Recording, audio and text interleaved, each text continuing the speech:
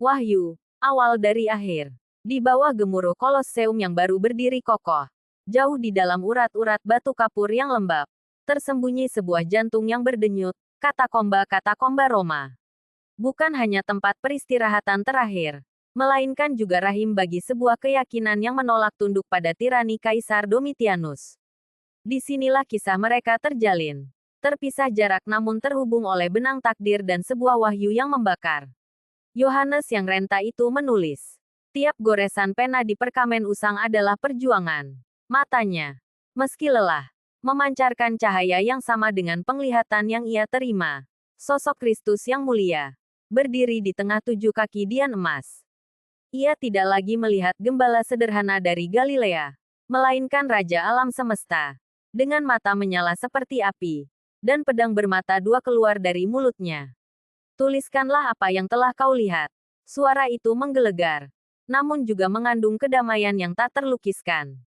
Baik yang ada sekarang maupun yang akan terjadi kemudian. Yohanes tahu, pesan ini bukan hanya untuknya. Ini adalah napas ilahi bagi jemaat yang tercerai-berai, yang hidup di bawah bayang-bayang salib dan singa. Ia menulis dengan kecepatan yang tak pernah ia sangka. Tiap kata adalah bara api yang ia harapkan akan menyulut semangat di hati mereka yang terjebak kegelapan. Ribuan mil jauhnya, di jantung kekaisaran, Lydia adalah api itu sendiri. Dengan rambut gelap yang dikepang rapi namun mata yang memancarkan tekad baja, ia memimpin komunitas Kristen di katakomba. Lilin-lilin minyak menerangi wajah-wajah yang lelah namun penuh harapan di sekelilingnya. Udara dingin dan lembab. Namun kehangatan iman memenuhi bilik rahasia itu. Saudara-saudari, suara Lydia rendah namun jelas. Penindasan Kaisar Domitianus semakin menjadi. Mereka menuntut kita menyembah patungnya, menyangkal Kristus. Jangan gentar, ingatlah dia yang mati dan bangkit bagi kita. Lydia selalu memiliki jawaban. Sebuah kata dari para rasul, atau sebuah janji dari kitab suci yang mereka simpan dengan nyawa. Suatu malam, seorang utusan tiba, terengah-engah dan berlumuran debu.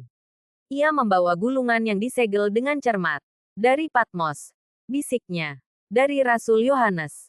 Jantung Lydia berdebar. Ia membuka gulungan itu. Mata telanjangnya menyapu baris-baris tulisan tangan yang ia kenal.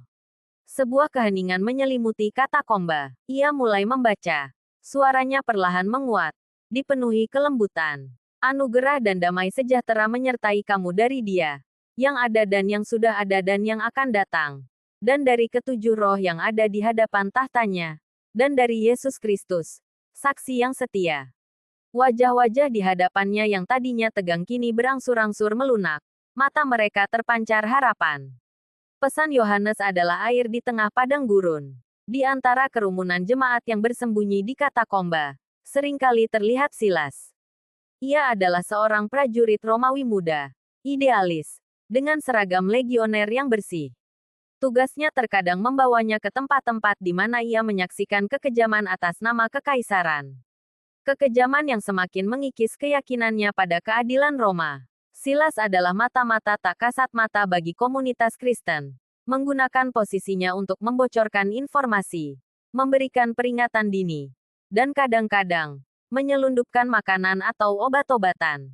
Hatinya telah lama terbelah. Di satu sisi, ia adalah prajurit kaisar. Di sisi lain, ia melihat kebenaran dalam mata Lydia dan ketabahan jemaat. Malam itu, saat Lydia membacakan wahyu, Silas berdiri di pojok, bersembunyi di balik bayangan pilar. Ia telah mendengar tentang Yohanes, sang peramal yang diasingkan. Namun, kata-kata yang dibacakan Lydia terasa berbeda. Bukan hanya khotbah, tapi sebuah penglihatan, sebuah janji. Dia tahu penderitaan kita. Suara Lydia bergetar. Dan dia akan datang kembali. Ini bukan akhir. Ini adalah awal dari akhir. Ini adalah janji kemenangan. Kata-kata itu menghantam Silas seperti palu godam. Ia memejamkan mata, membayangkan sosok Kristus yang digambarkan Yohanes.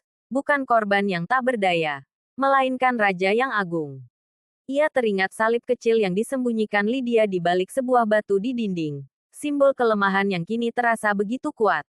Silas tahu, ia tidak bisa lagi berdiri di antara dua dunia.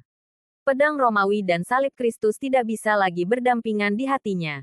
Benang takdir di bawah tanah. Meskipun Yohanes dan Lydia tak pernah berbagi bilik di katakomba, dan Silas tak pernah bertemu langsung dengan rasul yang diasingkan itu, mereka terhubung oleh benang takdir. Yohanes, dengan visi dan firman yang ia tuliskan, menjadi mercusuar di kejauhan. Lydia, dengan kepemimpinan dan keberaniannya, menjadi jangkar yang kokoh di tengah badai. Dan Silas, dengan keberaniannya yang baru ditemukan, menjadi jembatan antara dua dunia, mengorbankan segalanya demi keyakinan yang baru tumbuh di hatinya. Di kedalaman katakomba, di bawah gemuruh kota Romawi yang mengira dirinya abadi, nyala api kecil iman itu terus membara. Bukan oleh kekuatan pedang, melainkan oleh kekuatan sebuah wahyu yang membuka mata, menguatkan hati, dan menyatakan bahwa bagi mereka yang bertekun, setiap akhir hanyalah awal dari sebuah kemenangan.